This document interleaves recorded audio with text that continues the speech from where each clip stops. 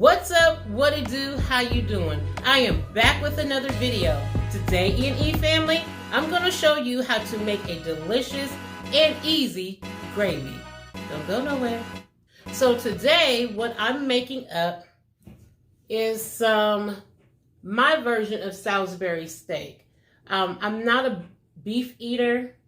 Normally this is made with cube steak, which you can absolutely use cube steak if you want, but I'm just using some ground turkey that I'm going to make into patties, and I'm going to sear them up, and then we're going to make a gravy.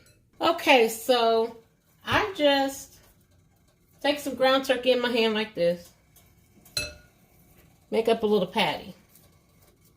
You can make these as big or as small as you like. I have some oil in my pan that has been heating up.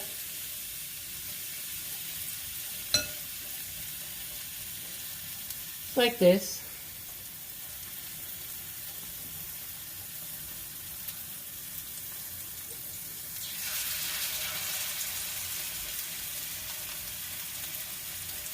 You definitely want to use some oil because otherwise your ground turkey will stick to the pan.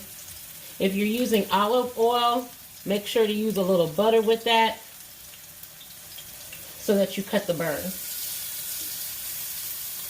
of the olive oil. And this is a pretty big skillet, so I can get a lot of patties in here.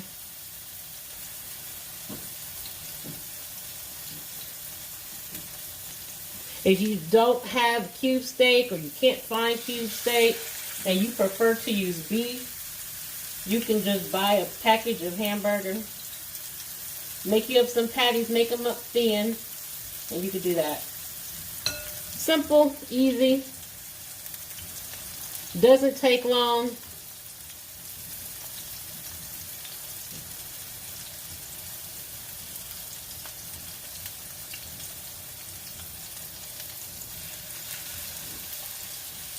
I think I can get one more in there.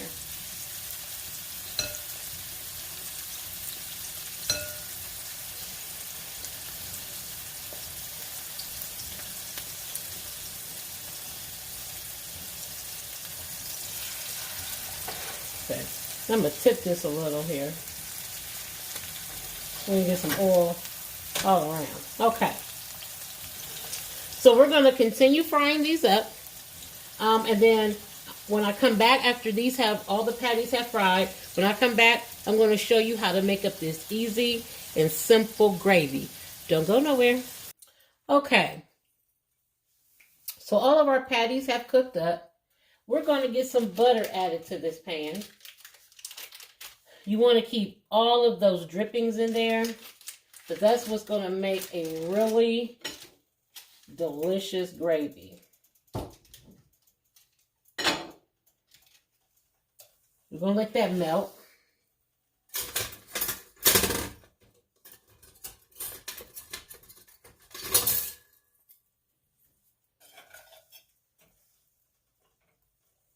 And what we're going to do is make a roux. If you're using beef, you probably, because of course if you're using beef, you're probably not going to add oil to your pan. So you'll want to maybe drain a little of the grease off from the beef if you're using beef. That's totally up to you though. And next, we are going to put the flour in. So you're going to do about 2 to 3 tablespoons of flour.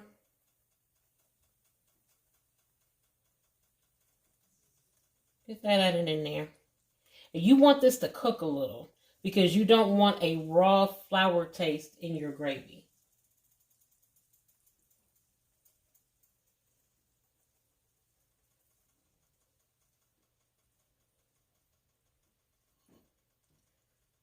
I'm going to add just a little bit more. Make sure we have enough.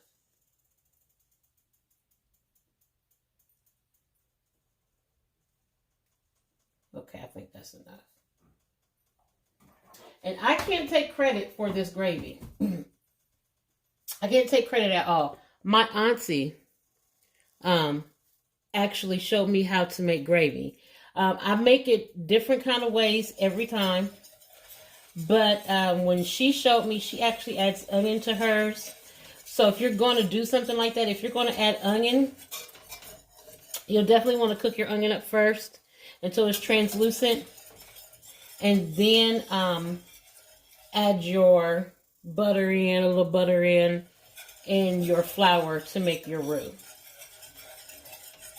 So it's gonna look just like this. Just want that flour taste to cook out a little. I'm gonna add just a tiny bit more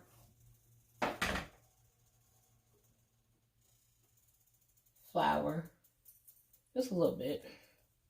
You could also add mushrooms to this, because to me there is nothing better than over a Salisbury steak than mushrooms and onions mixed into the gravy. But I'm not doing that today. I'm just making a very simple, basic, easy gravy.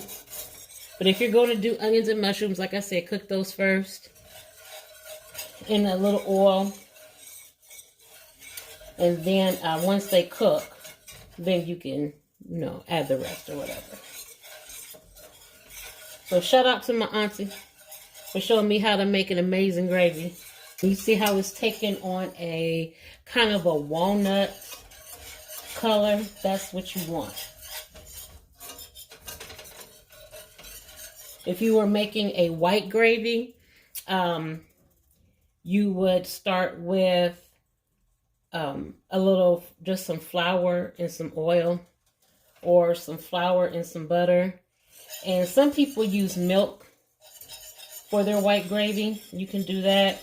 You can use broth. You can use water. For my gravy, though, I use chicken broth. We're just going to use some broth. It gives it tons of flavor. You can use water. Water has no flavor, and you'll end up adding way more seasonings than you want. So get it in like this.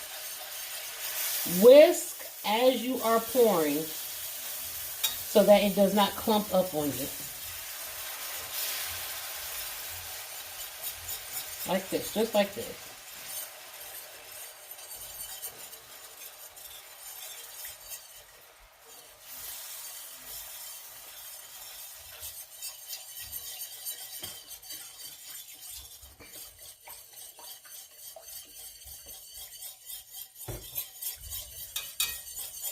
And you want to keep whisking.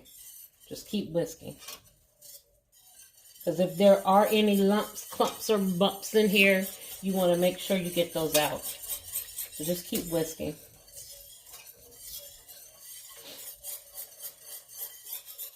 And the thickness is totally up to you.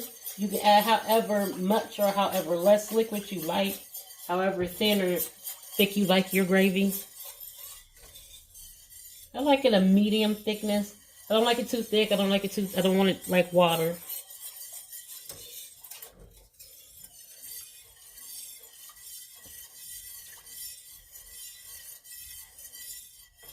Okay. So let's get a spoon and see where we are on thickness. Sometimes it's hard to tell when you're just whisking.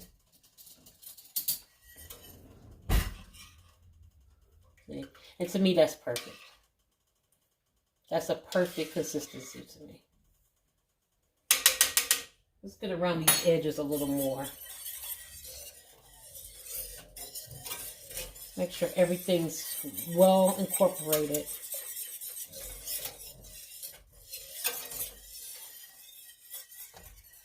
Add just a little bit more broth because we picked up some thickness from around the edges. Okay, so you have to season your flour. You don't have to, but it's going to be pretty bland if you don't. So you want to add a little salt, like that.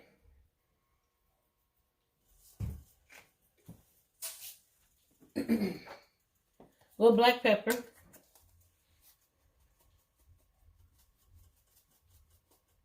If you don't want the black bits, especially if you're making a white gravy in your gravy, you could use white pepper. And a smidget of garlic powder, like that. Don't need a lot of garlic powder. Let's mix that in. You do need to taste it to make sure that it's seasoned properly or seasoned to your liking.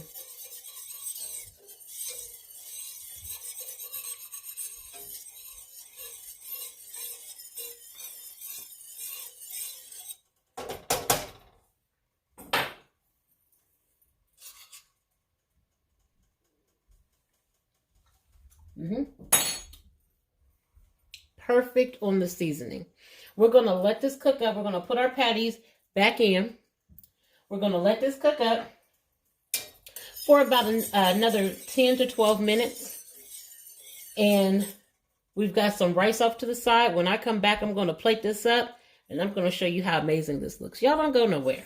Our Salisbury steak, rice, and gravy is now complete. Look at that. Looks absolutely amazing. Let's go ahead and get a taste of this. It's a perfect brown on the gravy. Rice is cooked to perfection.